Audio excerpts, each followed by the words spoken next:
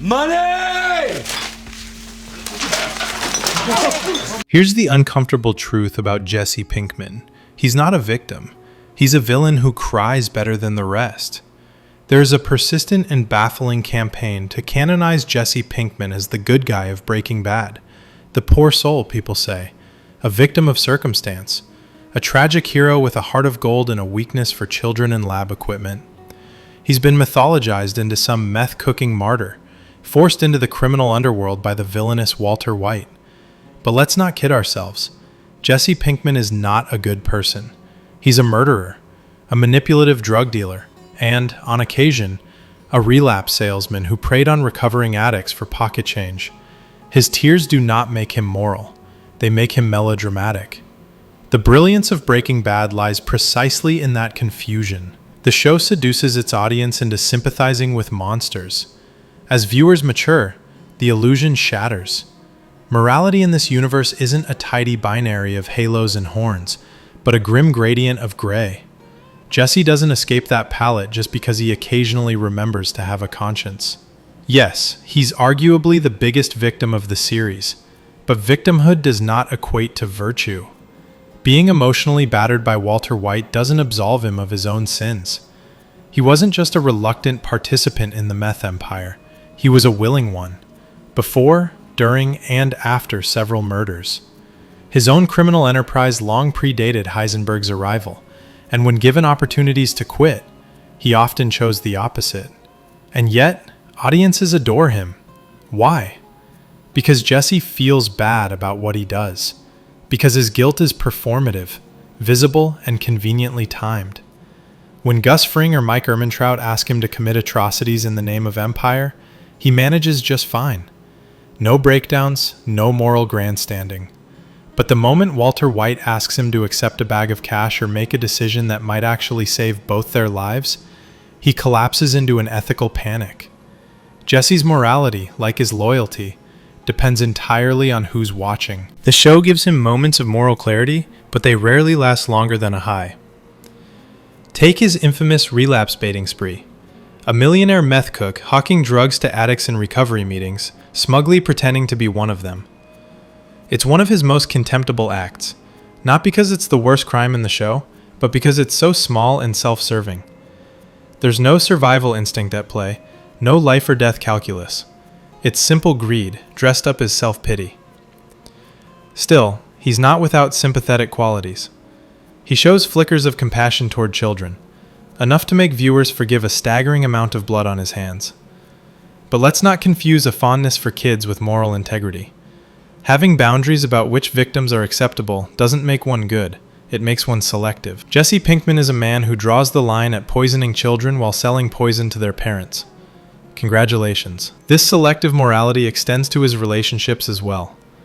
His entanglement with Andrea, a recovering addict, began not from affection but from commerce.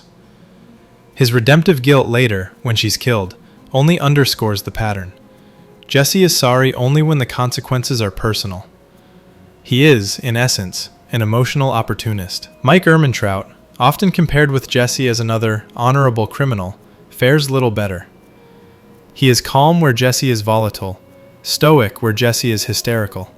But both are animated by the same delusion, that decency can exist within a business that thrives on human ruin. Mike kills casually and without remorse, yet fans cling to his code, mistaking professionalism for principle. In a world populated by sadists, the polite killer starts to look like a gentleman. That's the perverse genius of the show's moral design. When the bar is buried 6 feet underground, among Nazis, cartel butchers, and meth kingpins, anyone who occasionally feels bad starts to seem like a saint. Jesse, by virtue of crying more than his peers, wins the empathy lottery. The audience forgives him because he suffers visibly.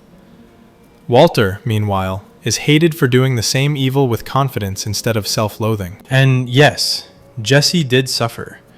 He was manipulated, abused, enslaved, and emotionally pulverized. But suffering is not sainthood.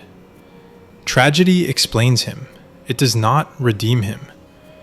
He killed Gail Bedecker, an innocent man by every conceivable measure, not out of self-defense, but because it was expedient.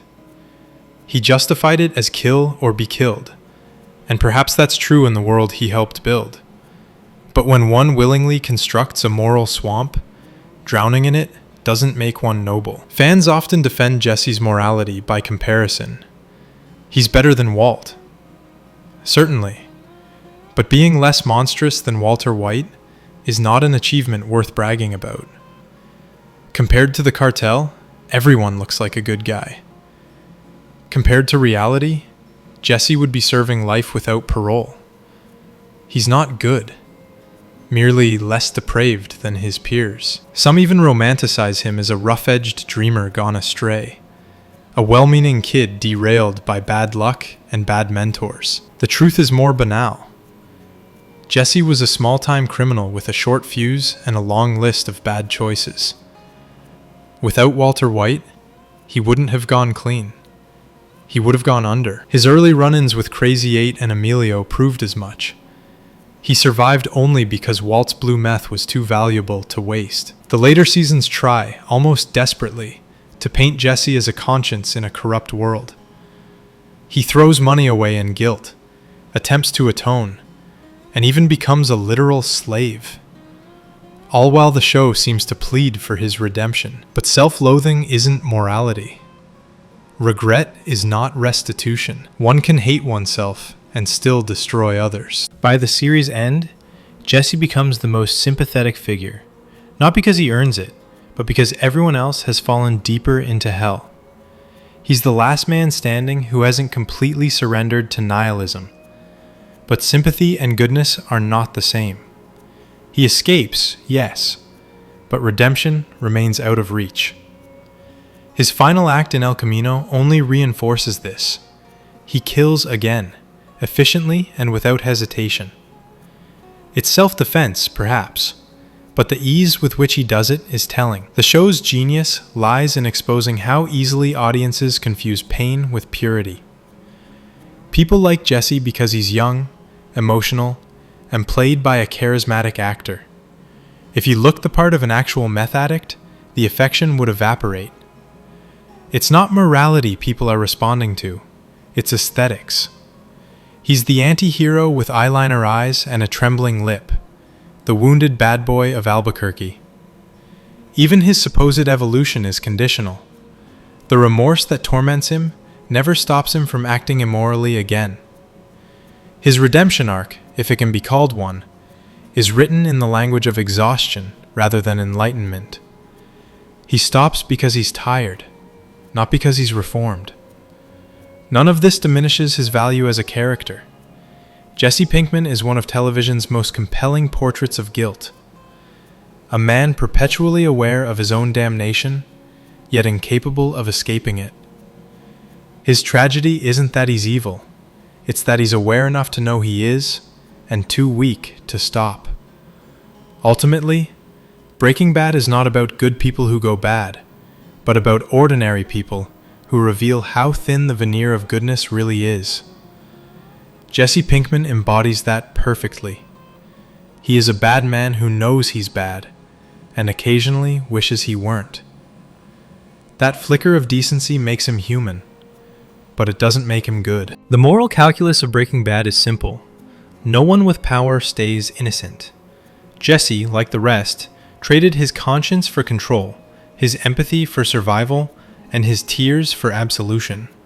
The fact that he feels bad about it only proves he still knows right from wrong, not that he ever chose the former.